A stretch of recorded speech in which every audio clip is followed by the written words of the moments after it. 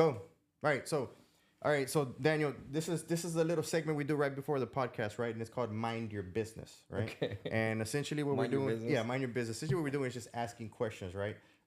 Just to get to know you, and also to just to get your juices flowing, so that our podcast can flow a lot better. Yeah.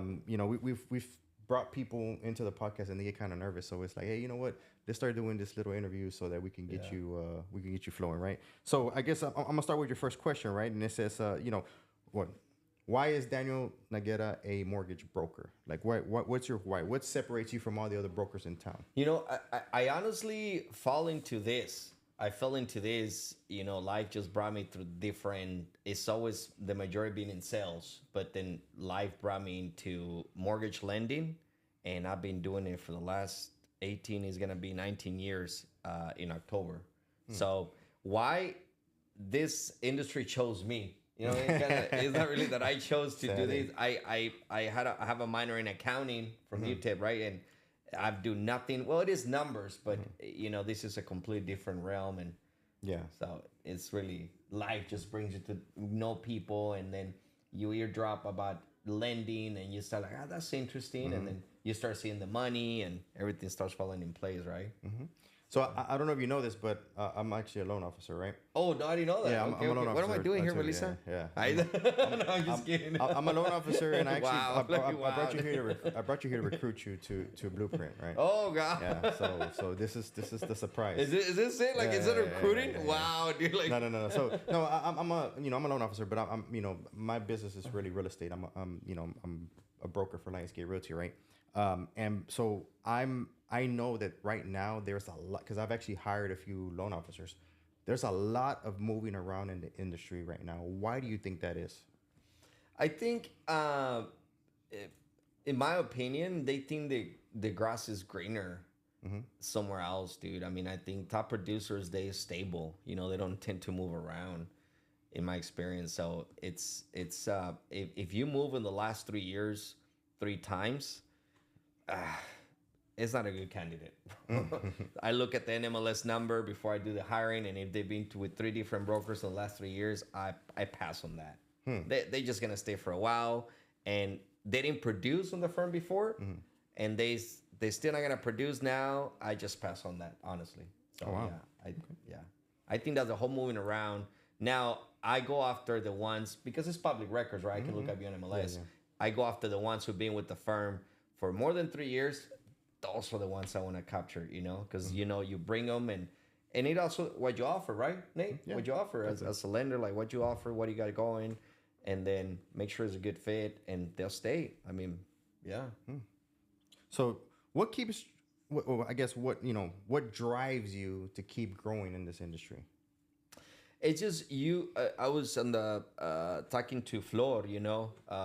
Focus on commissions, or focus on relationships, not commissions. The relationships that you establish with the years, it just, you grow by default. Like, next thing you know is like, oh, wait a minute, now my volume is growing. I gotta hire more LOs. I gotta hire a loan partner. I gotta hire an assistant. I gotta hire a marketing team. So it's not that I push to grow necessarily. I'm growing at a comfortable pace to where I can still deliver the same results customer service wise, while taking care of my team and things like that. So I don't know if that answers your question. Yeah, no, it does. Yeah, It does. okay, Definitely. So let me ask you this. You know what? Let's go into shout out time here, okay? What's shout out So shout out time. Oh, shout out. So Okay, shout out. Who contributed the most to your success? The success we see right now. Who's the one that helped you, or who helped you out? Or I mean, it's gonna sound cliche. God. I believe in God. I'm not religious, but I believe in God. I ask for things. I pray. Things happens. But a physical person on this earth, Ron Brannon. If you listen to this, brother, he used to be my manager at Ameriquest Mortgage back in the early 2000s. Yeah. So yeah, shout out to my boy Ron.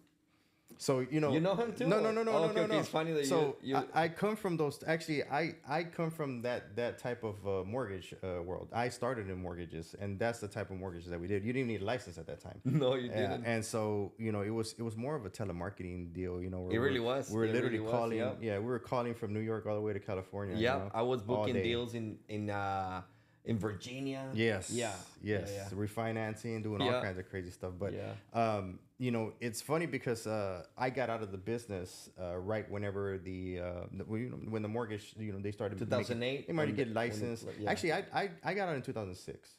Okay, Yeah, I okay. stopped doing that in 2006. But yeah, so it's a, you telling me that's a different breed right there. Yeah. And that's just a type of a drive and dedication and experience that you cannot fabricate these days. No. I mean, you could hire somebody, but you'll never be able to put them through a boiler room like that. Yeah. No, it was shop and block, dude. Yeah. Those days. Yeah. I mean, if you don't perform, you're out. Yeah. That's what it was. You have no choice but to. Sometimes like my teammates, they're like, "Oh, Daniel, I don't know how you do it."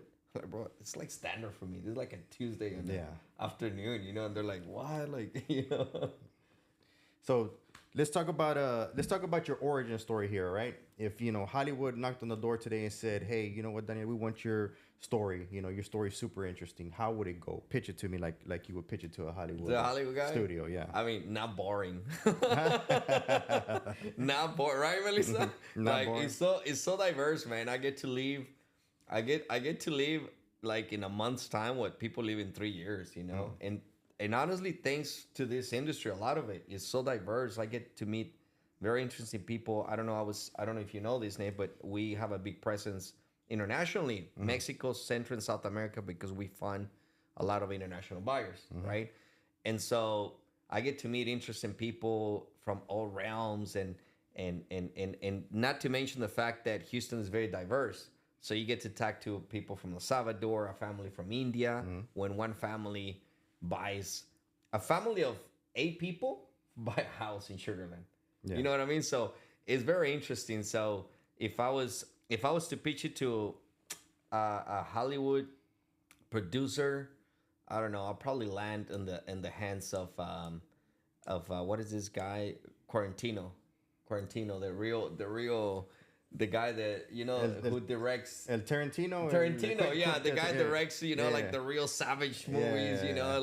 It's always there's no middle ground. It's a all or nothing. We're going down in flames, type thing. You know what I mean? Yeah. That's funny. Yeah. I've never heard that before.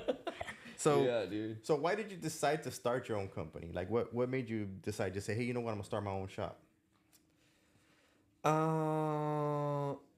Like I said, you kind of start falling, dude. When you give it your all on anything that you do, you're gonna fall into the shoes you don't feel ready to fill in.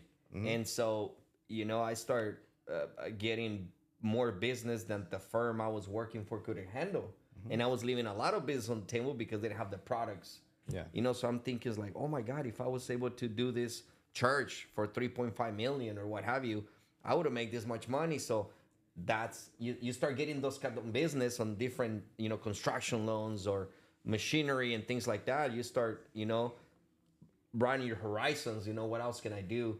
So it kind of fell into me. I've been blessed enough to where just things been falling into me, and then I just capitalize and take advantage of it. That's interesting. Yeah. So if you could model your business after a business mogul, right? What business mogul would that be? Who do you look up to? Who do you admire here? Manny Oshkin is one of my real estate entrepreneurs, self-made billionaire, just all through real estate. I follow the guy. I've been to a couple of his conference, the last one in Florida. So that's kind of like who role model, I guess. I don't know the guy personally. So I think that matters too, Nate. You gotta, in order for you to follow a role model, you have to know him personally, because business size might be one person, the personal size different. So I think having morals and things like that are also important. So I mean, I business wise him, but then you have to know the person more at a personal level to say that's my hero, if you will, or you know what I mean? Yeah, definitely. Yeah. So has there ever been a time, in this business that you have lost yourself or you just forgotten who you are because you're so enthralled in trying to make this work? Yeah, dude. Yeah, I think it has happened to all of us in real estate. No? Yeah, it has. Yeah.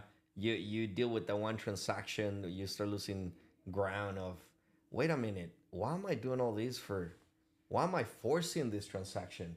And why am I almost devaluating myself, just to try to accommodate to something that doesn't, whether it's a real estate agent or a client, you have to draw a line. And it took me years to learn that. I was at a closing table, not too long ago, and it was a very, very wealthy client, right? And all through the process, it put my team to the ringer, my loan processor, my loan partner. And so I go to the closing table, and the client goes, "Hey, Daniel, I want you to help me on this next project," right? So I say, you know what? I'm gonna pass on this. I'm gonna let you look for another lender. I wish you all the best. You got any questions? Reach out to me. But I'd rather not do business with you. You have to learn when to draw the line. And it took me, like, I was losing myself. I was like, wait a minute, disrespecting my team. Myself. You lose yourself. It's very easy to try to chase that commission. It's not. You have to learn when to say no in this business. Yeah, definitely. And a lot of people don't know how to do that. Nope. A lot of people will sacrifice everything just to, how you say, quedar bien. Quedar bien. Yeah. So yeah. So every business professional, entrepreneur, right? You can't really call yourself a business professional or entrepreneur if you don't admit or you don't find your weaknesses, right? And so I always say, you have to find your weaknesses. You have to find the person to fill in those weaknesses. So what are your 2 weaknesses that you have? My 2 weaknesses, man, it's hard, that one. Not too many, right? It's a long list, bro. It's a long list. He said, I don't have 2. I don't have 2. No, I'm not very patient, dude. I'm not very patient. I'm not very patient. That's a struggle with that. Even my kids tell me that. It's like, you got to take your time. And that's a weakness. Honestly, you have to learn how to be patient. And food, like food. Yeah, bro. That's Okay. I can say no to food, and I check myself pretty often, and every time, never fails. Your cholesterol's too high. Your cholesterol's too high. Walked out of there with, like, a bunch of pills. So I gotta say, so yeah, food, man. I eat anything, dude. Yeah. Yeah, definitely. I think I have a problem with food, but I don't think it's that that I have cholesterol or anything like that. I think I spend too much money on food. Oh yeah. Yeah. I look at my thing. I'm like, dang. I don't care if it tastes good or if it's something new. I'll pay for it. I'll pay for the experience. Yeah, but, yeah. Man. And now it's like a family of 4, man. Like you dropped $250 right there with tip and everything. Definitely. Yeah, definitely. Like, so what I do now is, like, I take my kiddos through a drive-through McDonald's, and then we go to a restaurant. You know what I mean? It's like, you're hungry? No, perfect. Like, you know what I mean? Like, perfect. Well, man, that's good, man. Hey, thank you for coming in for an interview. We're about to start the podcast. Cool. So go ahead and sign out and just let everybody know where they can find you in your social media, and where they can find this podcast. Yes. Thank you for the invite, Nate. Daniel Noguera.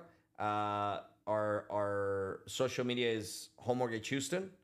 I think it's Home Mortgage Houston _ I think Home Mortgage _ you can find us there. Any questions you have? Thank you so much. Okay, man. So yeah. All right. Cut.